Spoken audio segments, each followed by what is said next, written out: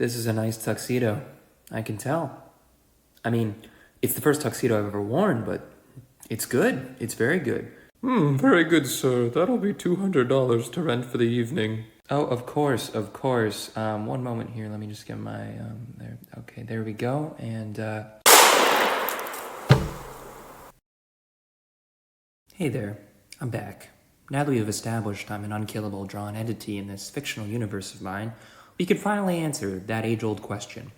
Why does a tuxedo cost more to rent than a Tesla? A Model S Tesla costs about 100 times more to purchase than any normal tuxedo, so why is it less expensive to rent? Some of you might think I'm BSing you. Well, I'm not. I mean, if you just go to Enterprise, their exotic car collection, as they like, you could see a luxury elite electric car, i.e. a Tesla, is being rented for less than $100 a day. Meanwhile, some poor teenager is just trying to go to prom, and he's renting a tuxedo for, Google says $196. That's a lot. That's a lot more than a Tesla. So is this just a symptom of our dystopian capitalist system, or is this, I don't know, top 10 questions that science still can't explain? I'm kidding. Of course we can explain this. All we have to do is look at some very basic principles of microeconomics. You thought this was funny internet video? No, psych, it's actually educational. Also, for some reason, we have this running theme going on with micro. Who let this happen? Now people are going to think I have some weird Freudian obsession with things that are micro. My producers have handed me a note that says, eat shit and die. It seems counterintuitive that a cheaper item would be more costly to rent than a vastly more expensive one, in this case a tuxedo and Tesla respectively. However, the logic behind each of their rental prices is sound. Not many people attend events that require tuxedo attire, but when they do, they have no choice but to wear one. This is why a rental market for tuxedos exists in the first place. The customer renting the tuxedo will generally just pay the set price because unless they own their own tuxedo, which costs about 5 times as much as renting, there is no substitute good to the tuxedo that the customer can turn to unless they're okay with looking like an idiot at a formal event. Car rentals, on the other hand, need to be more competitive in pricing as public transportation and taxi services are alternatives to renting a car. As such, their prices must be enticing enough to get customers to choose them over other forms of transportation, substitute goods. So already car rental companies are forced to compete in a more volatile market. Thankfully for car rental companies, cars in general are pretty durable compared to fragile tuxedos.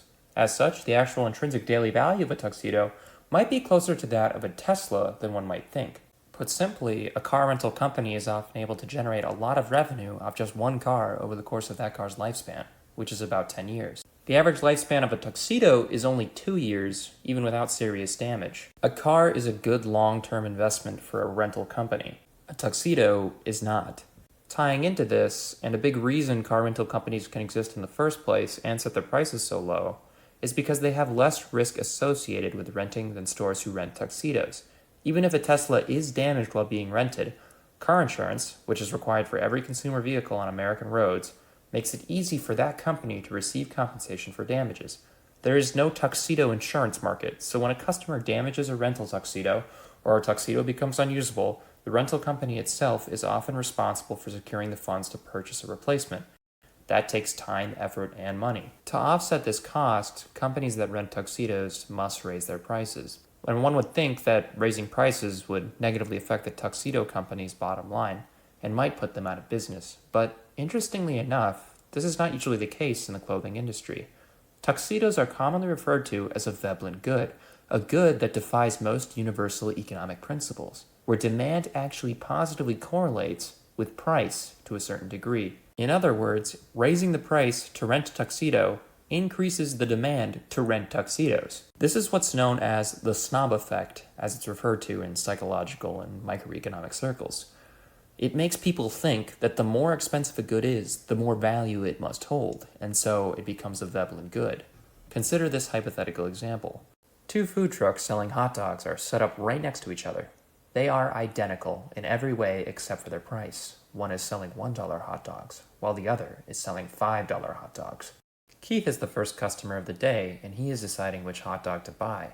Now, the normal savvy businessman would probably expect the consumer, in this case Keith, to buy the cheaper hot dog. But Keith has other plans. Currently, he's doing all sorts of mental gymnastics to figure out which hot dog he should buy. Why is that hot dog 5 times more expensive? It probably tastes 5 times better. Maybe the $5 hot dog is famous for its taste, and I'm too much of a plebeian to know. Why else would this food truck, identical in appearance to the other one, have the audacity to sell $5 hot dogs, 5 times the price of a competitor situated directly adjacent to them?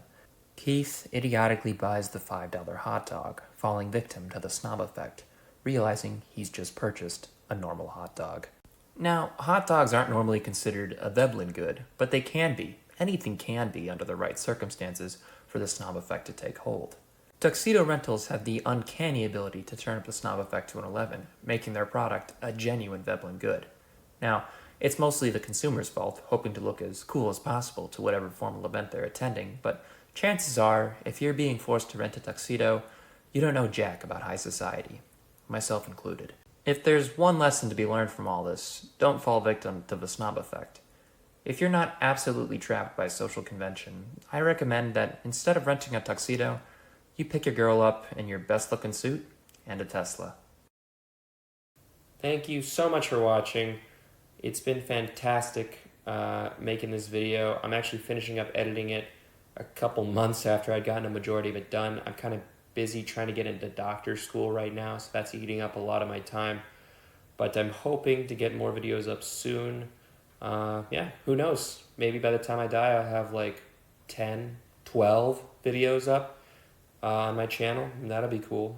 So, yeah, thanks for watching.